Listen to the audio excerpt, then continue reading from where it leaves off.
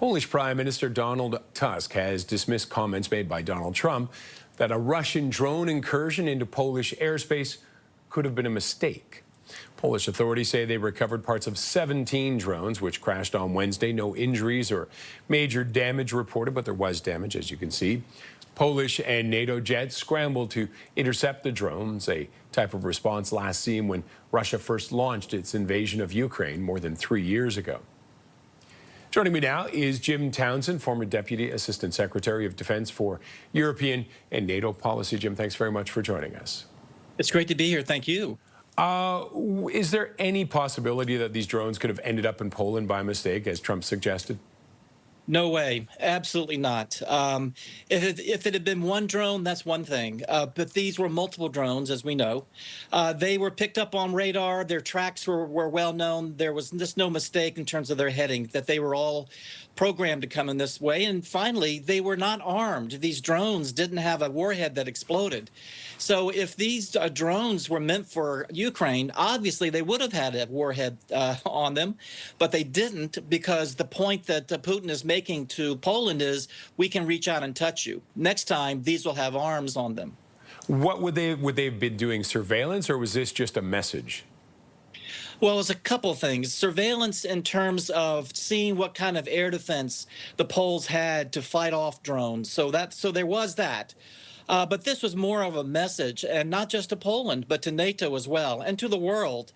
I think the Russians wanted to set up a situation where NATO was going to be put on the spot. Poland came to the alliance and said, we've been attacked. NATO, what are you going to do about it? And if NATO doesn't do something, then it looks like NATO is weak. And that's just what Putin wants the world to see. So this was setting NATO up for failure. And it's just another bit of the gray zone warfare that Russia has been doing in Europe for a long time. What does NATO do with this?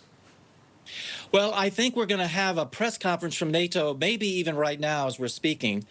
Supposedly, the Secretary General and the Supreme Allied Commander are meeting the press together, which is unusual. And NATO is going to tell us what they're going to do. I'm hoping it's going to involve some type of no-fly zone, if you will, over a certain area of Poland, maybe even over a certain area of Ukraine, that can give us an opportunity to stop those drones before they get too deep into Poland. There could be reinforcement of air defense for Poland, but we've got to keep an eye on the three Baltics as well, and Romania, all of which have been targets in the past of these Russian drones. Now, does NATO really want to have to enforce a no-fly zone? I mean, then you start firing, would they be firing missiles at these next incursion by drones?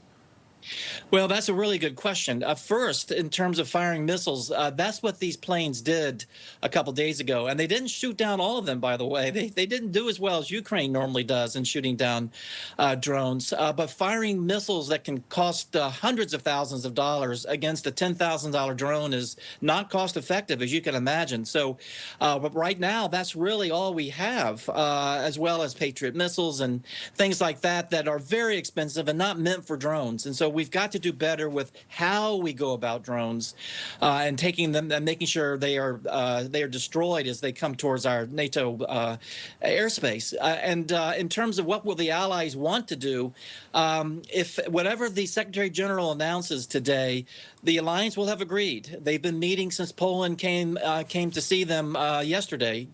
So this is something that we'll have to see what the alliance has agreed to do. I don't think the alliance wants to do this kind of thing, obviously, but it's not what they want to do, it's what they have to do.